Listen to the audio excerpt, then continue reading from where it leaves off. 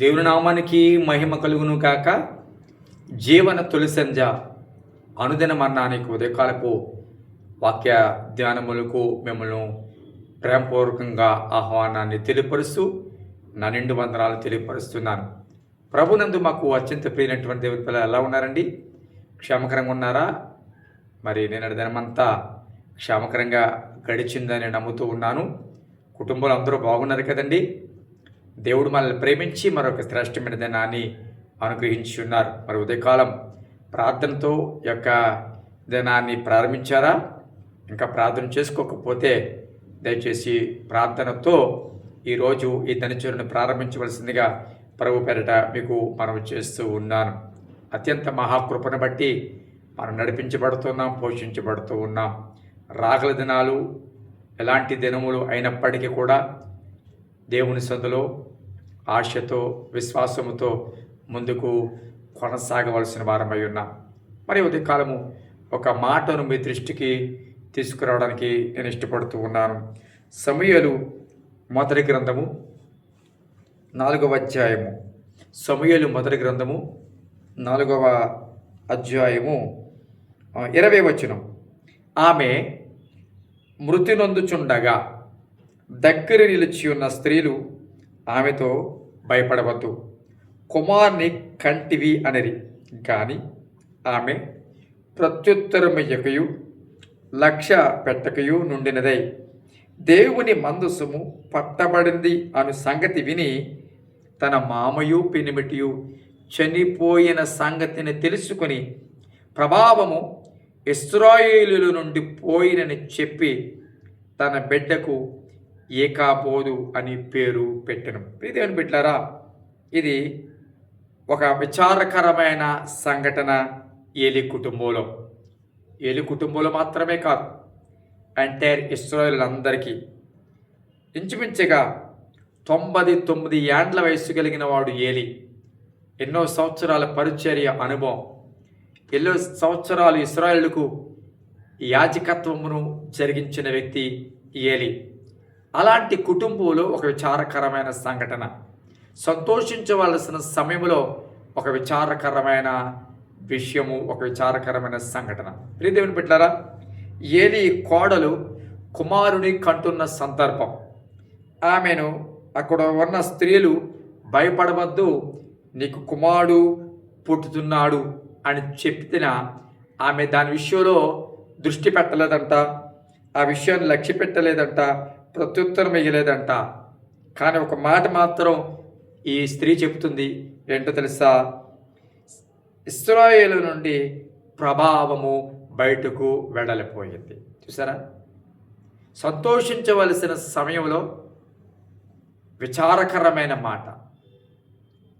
ఆమె కుమారుడు కంటుంది అని సంతోషించవలసిన సమయం అది. ఏ స్త్రీకైనా బిడ్డ పుడుతున్నాడంటే ఎంత సంతోషం కలుగుతుందండి. అప్పటి వరకు తాను పడిన ఆ నొప్పులన్నీ మర్చిపోయి ఆ బిడ్డను బట్టి సంతోషిస్తుంది కదా. సంతోషించవలసిన గడియలో ఈ స్త్రీ వేదనతో ఇశ్రాయేలు నుండి ప్రభావం మెడలిపోయింది. ఎట్లా? మందసము శత్రువుల చేతికి చిక్కబడింది. అంటే సంతోషం కలిగించేలాగా ఉన్నా అది సంతోషం లేదు. ఎందుకో తెలుసా? ప్రభావం పోయింది. ప్రభావం పోయితే ఇక సంతోషించవలసిందేముంది? బిడ్డ పుట్టాడనే దానికంటే ప్రభావం పోయిందనే వేదన ఎక్కువ కనబడుతుంది. అవును ప్రియ బిడ్డలారా, చాలామంది జీవితాలు ఈరోజు వారు ఏం కోల్పోతున్నారన్న దానికంటే శరీరంలో వారు ఏం పొందుతున్నారని బట్టే సంతోషం కలుగుతుంది. ప్రార్థన పడిపోయినా, ప్రార్థన జీవితం పడిపోయినా, ఆత్మీయ జీవితం పడిపోయినా, దేవుడితో సహవాసానికి దూరం అయిపోయినా, వాక్య అనుభవాలు తగ్గిపోయినా, దేవుడు మాట్లాడడం మానేసినా, వీటిని బట్టి వారికి విచారం లేదు. వారు పొందుకుంటున్న ఈ లోక సంబంధమైన ఆశీర్వాదాలు బట్టి సంతోషిస్తున్నారు. ఈ లోక సంబంధమైన ఉద్యోగాలు బట్టి, ఈ లోక సంబంధమైన ఐశ్వర్యాలు బట్టి, ఈ లోక సంబంధమైన స్థితిగతులు బట్టి సంతోషిస్తున్నారు. కానీ ఈ లోక సంబంధంగా ఏది సంపాదించుకుంటున్నా, ఆత్మ సంబంధంగా ఏం పోగొట్టుకుంటున్నాం అనే వేదన ఈరోజు కనబట్టలేదు. అవును ప్రియ బిడ్డలారా, నీ జీవితంలో కూడా శరీరంలో ఏదైనా సంపాదిస్తున్నాం అనే సంతోషం ఒకవేళ నీ జీవితంలో ఉంటుందేమో.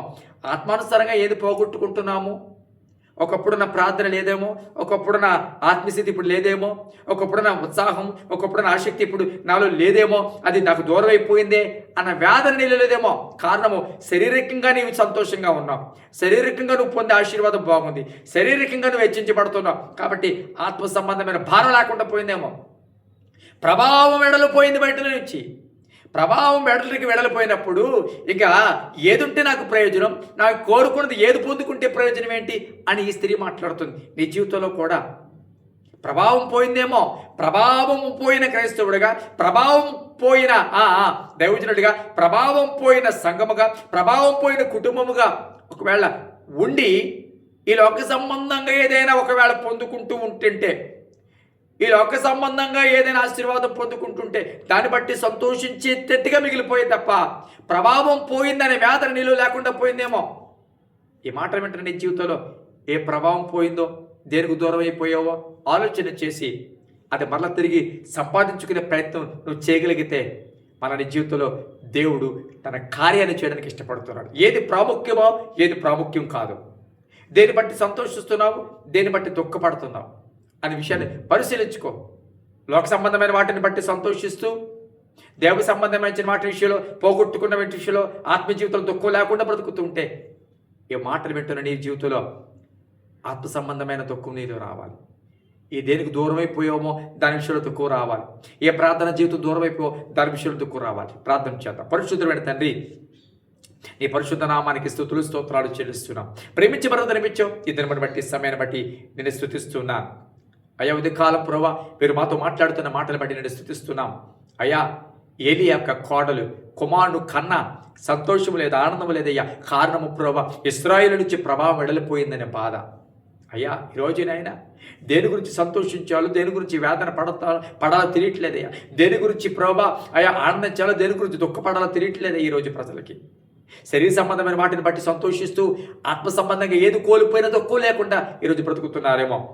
ఆత్మ సంబంధమైన దుఃఖము, ఆత్మ సంబంధమైన వేదన, ఆత్మ సంబంధమైన భారం ప్రజలకు అనుగ్రహించండి. బలపరచండి, బలహీనులు బలపరచండి, అనారోగ్యంగా స్వస్థపరచండి. గర్భాలతో ఉన్న వారు జ్ఞాపకం చేసుకోండి, గర్భాల కొరకు ఎదురు చూస్తున్న వారు జ్ఞాపకం చేసుకోండి నాయన. ఇతర దేశాల్లో ఉన్న వారు జ్ఞాపకం చేసుకోండి, ట్రాన్స్ఫర్ కొరకు ఎదురు చూస్తున్న వారు జ్ఞాపకం చేసుకోండి.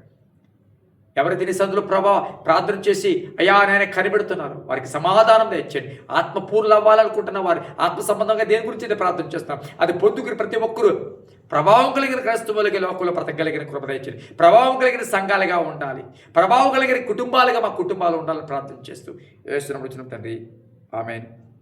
Thank you.